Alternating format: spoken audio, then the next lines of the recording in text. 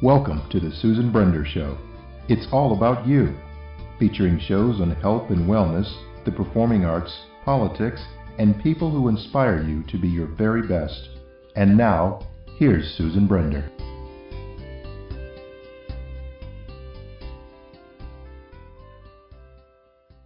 I'm Susan Brender, and this is the Susan Brender Show. Today I have Garrett Robinson on my show. Now, he's been here before. He's spoken and talked all about his books and his life and various other things that are going on. So I want to welcome to my show Garrett Buhl Robinson. Thank you for having me, Susan. My pleasure. You know, Garrett, since 1992, you've been wandering around the United States while studying independently and writing prolifically. What is the inspiration, or what made you want to do that? Well, in some regards, it's just a matter of necessity. It's a continual renewing of my life, but also just trying to find a place to live and place to work. And that's been an ongoing struggle for me. And so it's just amounted to me moving around quite a bit over the past quarter of a century. Now, shortly after you arrived to New York City, which was in 2011, you began selling books and performing your works on the streets of Manhattan. And that's how I met you, by the way. You were just sitting right in front of the big library on 42nd Street, and you just looked like you were a guy who really wanted to connect with all the people around. Now, that is a very interesting way to sell a book, because how many people do that? Come on, Garrett, tell us. What was, again, the inspiration for writing books? Who were you writing about, and what was your favorite book? Well, I've been writing most of my life. I've been an avid reader since about as long as I can remember. And I guess I was just so fascinated with books that I just started to write my own. Like most kids, I had a very active and vivid fantasy worlds that I lived in. And I was fascinated with books because a lot of the books that I was reading, I was discovering that those writers actually had those worlds themselves, and they were able to compose them upon the page and share them with others, and that fascinated me. So I started writing my first novel when I was 12. I was very disappointed in myself, though, because I found that it was extremely derivative. I was basically writing J.R. Tolkien's The Lords of the Rings again. And so I abandoned it after several chapters, and I told myself that if I wasn't going to write anything original, I wasn't going to write it all. And so I gave up writing, and I was still reading, but I concentrated more upon philosophy and psychology and various other topics. But then when I was 16 in high school, I was introduced to lyrical poetry, and I had been presented to poetry before in class, but for some reason in that instance, something just clicked. And I became fascinated by it, and I was realizing all the different layers of intricacy of the expression and how all of those modes of expression are interwoven and intertwined, and it just fascinated me, and I've been writing it ever since, and that was 30 years ago. Wow. You know, Garrett, today our population, if you will, it doesn't matter whether they're men, women, children, you name it, they are all on the computer.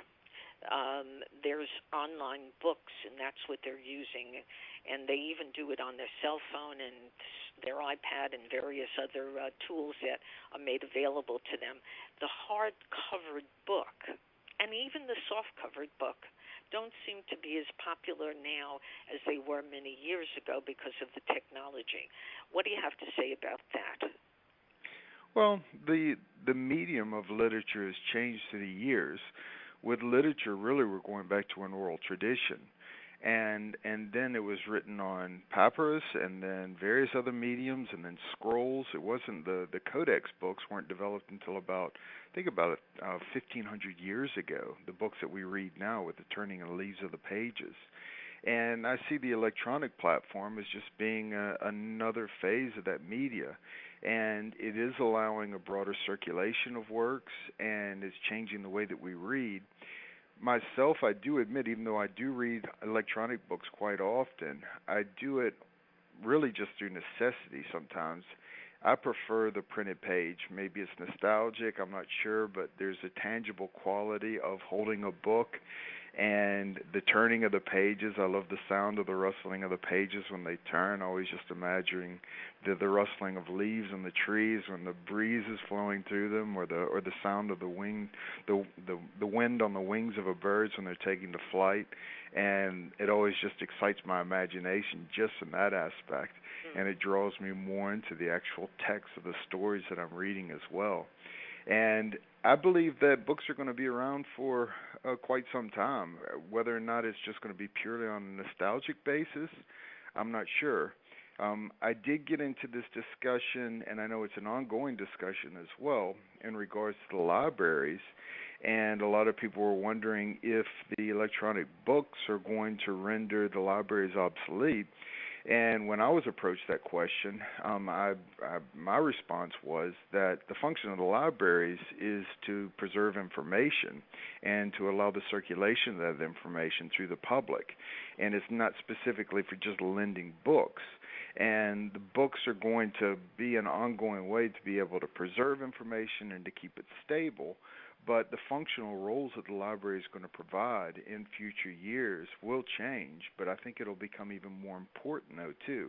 Right. Because, don't you think, Garrett, sorry to interrupt you, but don't you Sure. think that a library is a place for people to meet, to create a community that gives you all kinds of opportunities, reading books, preserving books, workshops, different kinds of things, and if that doesn't amount to much for most people, communities are just going to disappear. Well, libraries are a means for people to be able to gain information and develop themselves through it. And so it provides an ongoing educational function.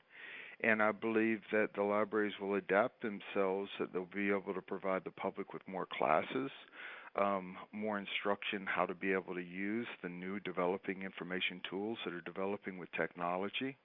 And in that regard, it will become even more of a community base, because people will not be sitting in the solitary basis just reading exclusively, but there will also be in instructional environments with classrooms, and they'll also be able to interact with their peers and the other students as they learn new means of being able to explore the information that's provided for us. Yeah. In 2015, you made your off-Broad debut at Theater Row, performing your musical Letters of Zoey. You're in the United States Solo Theater Festival. Now, that must have been a very interesting thing for you to do, because, you're a writer, you're a reader, you're a poet, all kinds of things. So what did you do there? And did you get accepted by the audience? What did they think about the Letters to Zoey, which you wrote? Well, stepping up on the stage and performing was a completely unexpected development for me, and it just snowballed over a short period of time. I've been out in the parks for 5 years marketing my books, and that has become somewhat of a performance. And a lot of people have been so impressed with my presentation of my work that they told me that I should perform. I had considered writing for the theater before, but I'd never really followed through with it. And I'd also sketched songs in the past, but I never really did anything with it. My second novel, Zoey, I decided that I would adapt to a musical, and it's very episodic, so there was some very distinctive portions that I was able to just accentuate with songs that I wrote. And when I did that, since I'd never performed before, I figured I needed to find somebody that could perform it for me. And I shortly realized that if it was going to be performed, I needed to perform it myself. And so I just began preparing myself. I would do short performances for friends and family. There was a art gallery that I'd written several articles for exhibits that they had, and they allowed me to conduct small performances there. And it just opened up a whole new world for expressiveness in my life that was absolutely unexpected. I'd never sang before in my life, and I'd never done karaoke before. I'd sang in private, but that was about it. I'd never sang really in public since, in choir in church when I was a kid. And I was, a couple of summers ago, I was singing for a lady out in the park, just in my presentation of my books, and she stopped me and she said, "Where did you train?" And my only response was the shower, which is really about true. So Most that was people do that as well. You know, yes. They sing in the shower. In fact, I'm on a personal note. Whenever I sing, which I love, my husband will say to me, "Go in the shower." So I can totally relate to you. Totally. Now, just before you continue speaking about your books, it's also important to tell most of the people in our audience that in 2017 you published your 5th book of poetry called Fortune. Yes. Now, do you have the book in front of you by any chance? Yeah, I do. Okay. Got it in my bookshelf right here. All right. So open it up and give us one of the short poems that are in the book. Oh, well, actually, I'll recite you a short section from the second libretto. I've had so much fun performing my musical letters to Zoey. I wrote two new libretti. And the second libretto, On the Stage of Every Day, is based upon my experiences selling my books out in the streets of New York City. So here we go. I'm out on this curb every day. While the thronging masses are passing, I just keep asking if anyone would like to hear a poem. And then on some very rare occasions, someone will step out of the shuffling crowd and walk directly up to me and say yes. Then I just open up my life and let all the poetry pour forth from me. Vendors are cooking at every corner. The stores are filled with silk and satin. Who could ever call me poor if I can afford to stroll through Manhattan? I can wander forever on these streets. The parks are filled with trees and flowers, and the moon's not too far to reach when I see it touched by the tips of these towers. I'm out on Times Square most every night. The library has every book I can read. And although I might not reach Rockefeller Heights, you can hear me performing on the streets. I don't have a billboard or an agent, and I'm far from being a millionaire, but they say, location, location. So I put my sign up in Times Square. I'm out on 43rd most every day. Every moment of my life is showtime. I got a stage right on Broadway. I put my little stand up beneath the street sign. So that's a little portion of the second libretto. It's magnificent. It really is. And it could be a song. There's no question about it. It's stunning, absolutely stunning. Well, okay, let's now talk a little bit about who you are and what you're doing and how you're succeeding. Now, are you still marketing your books on the streets? I mean, you talked about that, but since you've done so many debuts of your shows and written, you've actually written many things down, are you still working, doing what you did when I met you? Oh, yeah. I've been out on the streets marketing my books for over 5 years now. It's about 5.5 years. And I've even started giving myself weekends now. So I take 2 days off a week now, Tuesdays and Wednesdays generally. So today's my Sunday of the week. And then that adjusts with rainy days and various errands. But I'm typically out 5 days a week, year-round. So I'm out in the snow. I'm out in sub-freezing temperatures. And, it's the biggest breakthrough in my life. I don't sell very many books, but I sell some, which is more than I ever have before. So are you able to generate enough income? Well, I'm surviving. It's not easy, especially in the expenses in New York City. And honestly, for 4 years off and on, I was living in homeless shelters mostly. Wow. But that's just the way it goes. But out of the graciousness and generosity of the people of New York City, for the last, I have a home now. I was able to gain low-income housing for artists, and I moved into the place in February. And so I've been living here for about 8 months now, and I have my own place, my own apartment. It's really just a workspace with a bed for me, because that's all I do when I'm in is I'm working until I fall asleep, and then I wake up and start working again. Wow. And but it gives me a stable place, and I've got my books, and I'm writing. And now that my life's stabilized, then there's even more of a demand to be able to demonstrate my worthiness and to continue producing. And that's exactly what I'm doing. You know, Garrett, I remember many years ago that a friend of mine who was a dancer, she gave herself 5 years to succeed. She said, if I don't succeed in 5 years, I'm going to change my career. Did you ever think of doing that? No, I haven't. It's really, I was never expecting to break through or be successful as a writer. It's just what I do. And for most of my life, I always had jobs to support myself, and then I wrote. And there was one instance in my life when I was living in San Francisco about 8 years ago that I told myself, it's like, you know, well, maybe I'll never have an audience. Maybe nobody will ever want to read my works. But I told myself, you know, I'm still going to write. I mean, it's just what I am. It's what I do.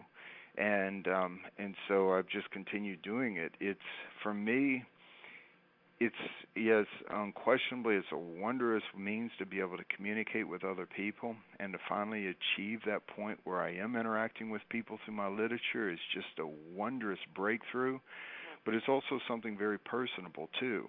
And I tell people this all the time, especially people that are aspiring writers, is that I explain that it's a means of self-discovery, too, because there's so much that we know that we're not consciously aware of. Our mind is constantly registering information that's coming in through our perception organs on a regular basis, and we're not always aware of what all that information is. But then when we start to write about our life and what we experience, we start to explore it in ways that we wouldn't consciously do otherwise. Right. And it gives us an opportunity to be able to broaden our perspective and our own self-awareness in ways that are always a surprise. Yes. Now, it's very interesting, Garrett, you're kind of an inspiration for other writers, I believe, because, you have to admit that it's not easy to make a living, and it's not easy to draw attention of people to your books or to your shows.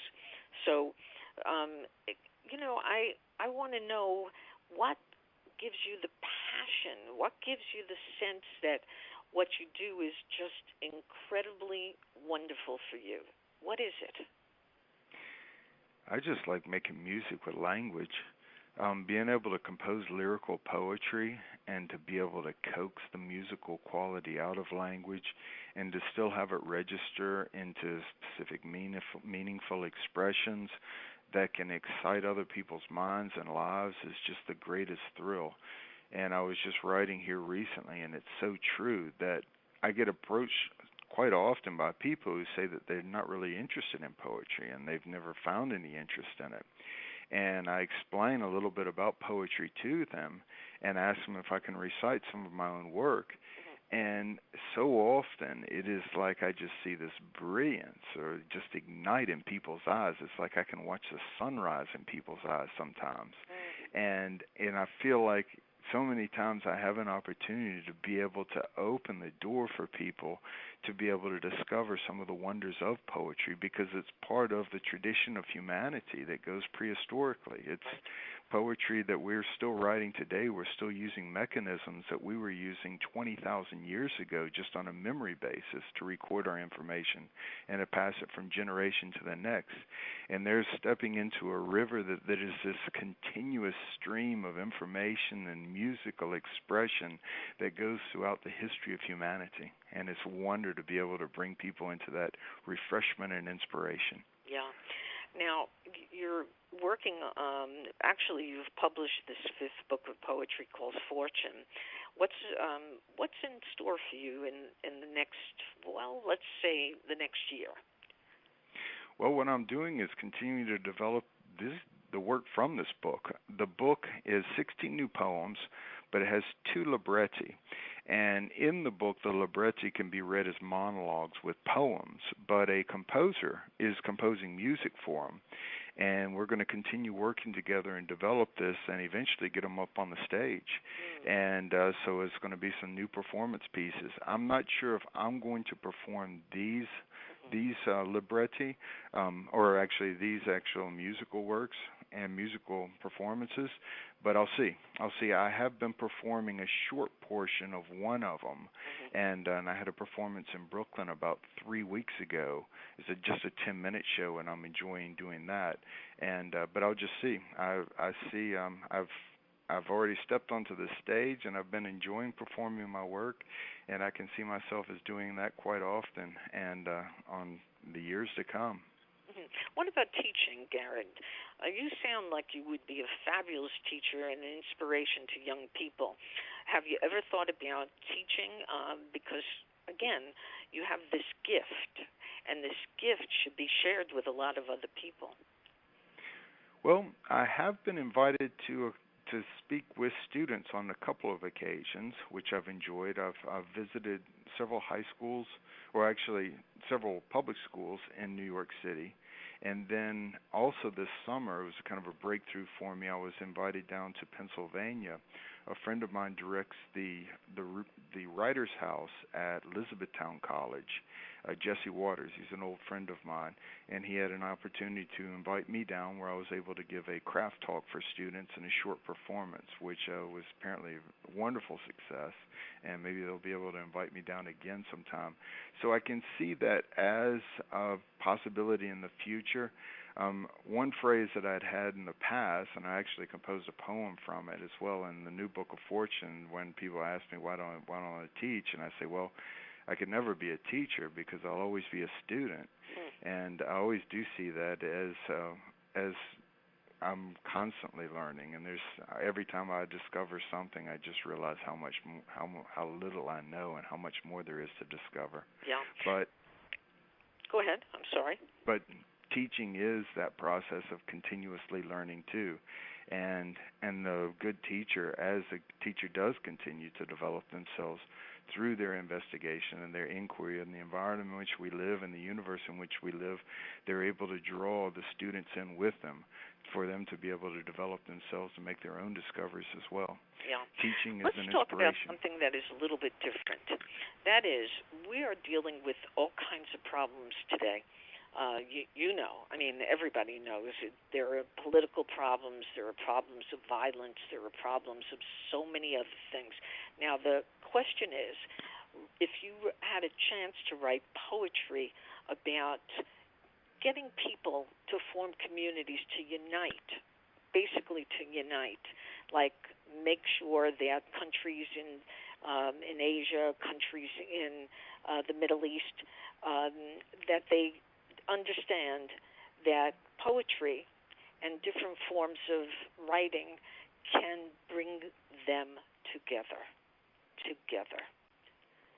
Yeah, that's a good point. And the angle of which I pursue it is really through the individual, though, and because I feel that a lot of the frustration that people have is they feel like their lives are ineffectual or that they have no consequence. And through individual development and developing themselves constructively, then they're able to empower themselves and find how they can interact with other people more effectively and in more gratifying ways, and for ways that are more beneficial for themselves and for everyone else as well. And so the key is being able to nurture and inspire and enrich that value that they find within themselves. And then as they do develop that value within themselves, then they might have an opportunity to be able to share it with other people. And hopefully with other people refining themselves, they'll be able to recognize and appreciate those values within others too. And then through that recognized and shared values between one another, then the communities continue to grow and enrich themselves through the individual contributions that everyone makes. Yeah. Well, we've just come to a close now, Garrett, and so how do people find out more information about you and all your publications, your performances, and the various articles you've written? Well, the best way is to go to my website, and gbrobinson.com, greatbooksrobinson.com, or garrettbuhlrobinson.com. And it has a listing of all my books and also any upcoming performances. I don't have any scheduled right now, but there'll certainly be more in the near future. And people can also, and I welcome them to contact me. I love to hear from people. I get some of the most wonderful comments from people that have read my books too, or just people that met me in the park just to say hello. And that's a great place to start. Oh, well, I always like, as you know, Garrett, to have my guest have the last word. Is there anything that you want to tell our audience that would really benefit you in many ways? Yeah, I would just say for people to be able to recognize the wonders that's within themselves and never to dismiss that. And there's always hope, and there's always opportunities.